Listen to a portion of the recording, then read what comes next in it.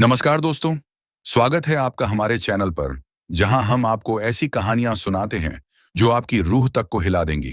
अगर आप ऐसी रोमांचक और डरावनी कहानियां सुनना पसंद करते हैं, तो वीडियो को लाइक करें और चैनल को सब्सक्राइब करें और कमेंट में आप अपना नाम और कहां से देख रहे हैं हमारे वीडियो को, ताकि हमें कमेंट में आपकी जानकारी मिल सके। तो चलिए, अब कहानी की शुरुआत करते हैं दोस्तों।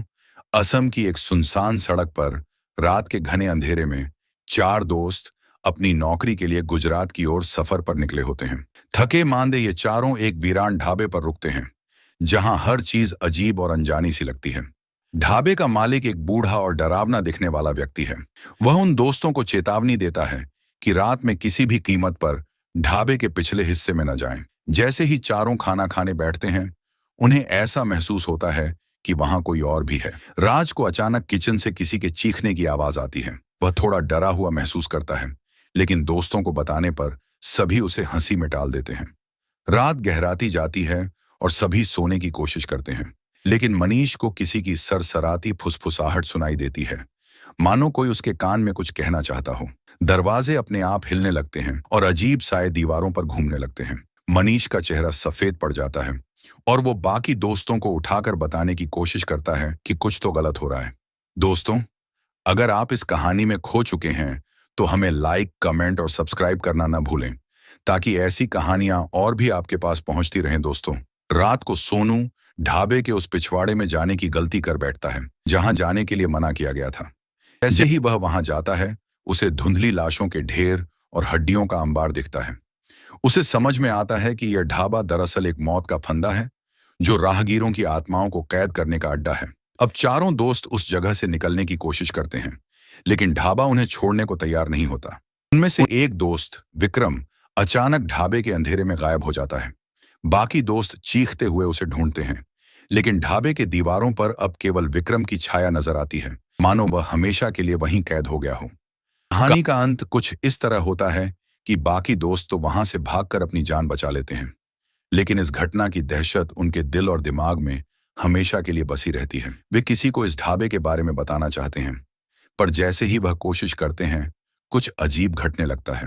राज, मनीष और सोनू किसी तरह अपने दोस्त विक्रम के बिना ढाबे से निकलने का फैसला करते हैं, लेकिन जैसे ही वे दरवाजे की ओर बढ़ते हैं, ढाबे के मालिक की रहस्यमयी आवाज सुनाई देती है। तुम यहां से जा तो सकते हो, लेकिन तुम्हें उसकी कीमत चुकानी होगी।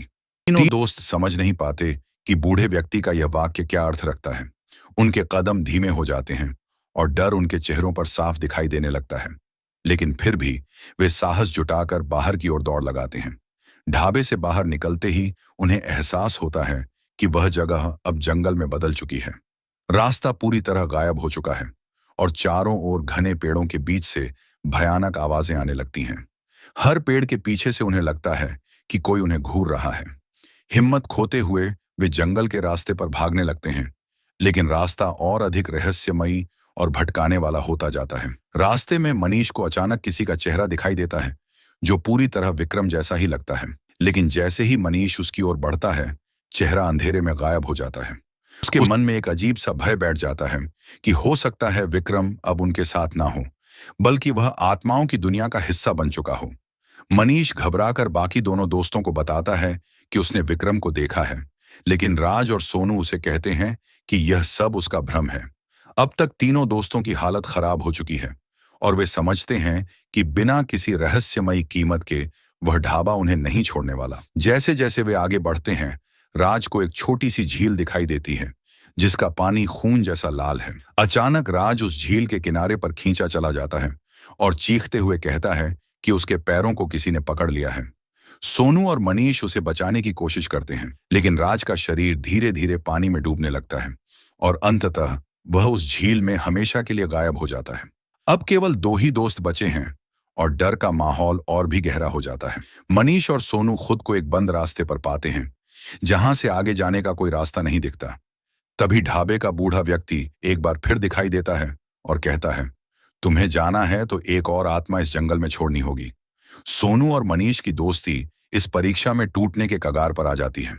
उनमें से एक अपने जीवन के लिए अपने दोस्त को छोड़ने का फैसला करता है। मनीष डर और तनाव के चलते सोनू को पीछे छोड़ भागता है और आखिरकार जंगल से बाहर निकलने में सफल हो जाता है। लेकिन जैसे ही मनीष घर पहुंचता है, उसे महसूस होता है कि कुछ अजीब हो रहा है। घर के आईने में उसे अपने पीछे उसी बूढ़े व्यक्ति का चेहरा दिखाई देता है, जो कहता है, तुम तो बाहर आ गए, लेकिन अब यह डर हमेशा तुम्हारे साथ रहेगा। मनीष जैसे तैसे अपने घर तो पहुंच गया है, लेकिन वह रात ढाबे की यादें उसे चैन से जीने नहीं देती। रोज उसे अपने दोस्त विक्रम और सोनू की चीखें सुनाई देती हैं।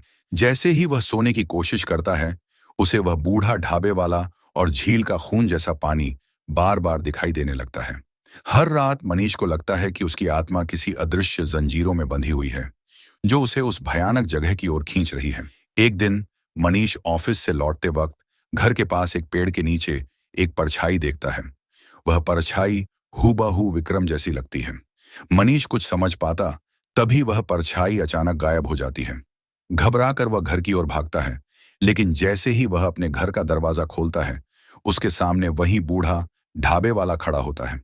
बूढ़ा कहता है, मैंने कहा था कि यहां से जाने की कीमत चुकानी होगी। ये डर तुझे पूरी जिंदगी झेलना होगा। मनीष का जीवन धीरे धीरे बर्बाद होने लगता है।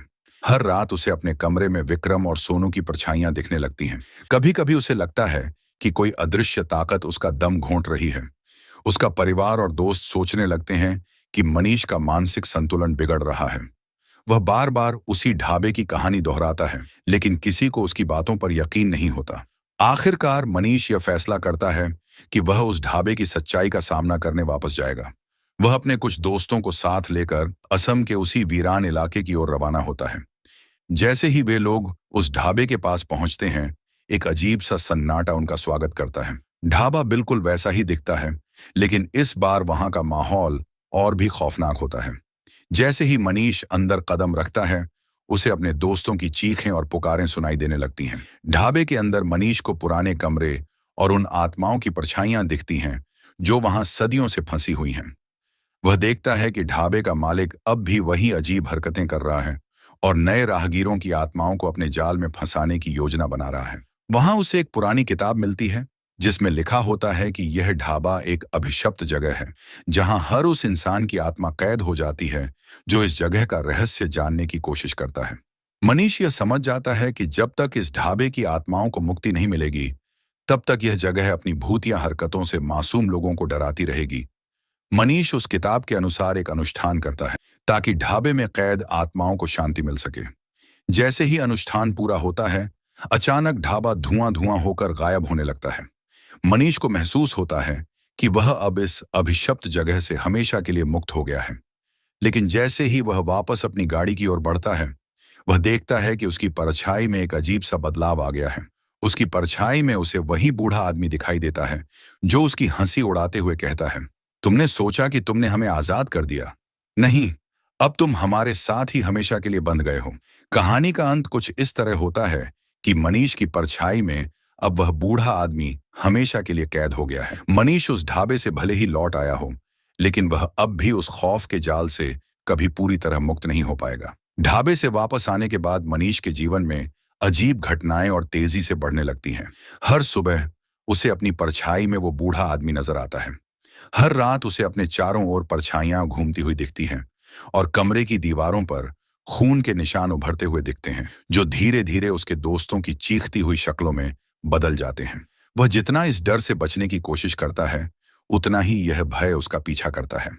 एक दिन मनीष अपने घर के आईने में देखता है तो उसकी आंखें पूरी तरह लाल हो चुकी होती हैं और उसकी त्वचा सर्द और सख्त होती जा रही है, मानो उसकी आत्मा अब इंसानी शरीर में नहीं, बल्कि किसी और खौफनाक शक्ति के कब्जे में हो। अब वह खुद को देखता है तो उसमें अपने पुराने चेहरे की बजाय उस बूढ़े ढाबे वाले का चेहरा नजर आता है।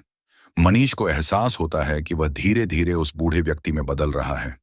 उसके आसपास की दुनिया धुंधली पड़ जाती है और उसे ऐसा लगने लगता है कि जैसे वह अपने घर में नहीं, बल्कि उस ढाबे के अंधेरे कमरे में बैठा हुआ है। रात के समय अचानक मनीष को अपने कमरे में विक्रम और सोनू की आत्माएं दिखाई देती हैं।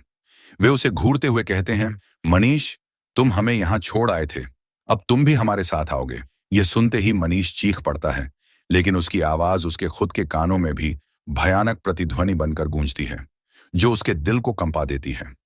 वह भागकर बाहर जाने की कोशिश करता है, लेकिन उसके कमरे का दरवाजा बंद हो जाता है। विक्रम और सोनू की आत्माएं उसे घेर लेती हैं और वो महसूस करता है कि उसकी रगों में कोई जहरीली ठंडक बह रही है।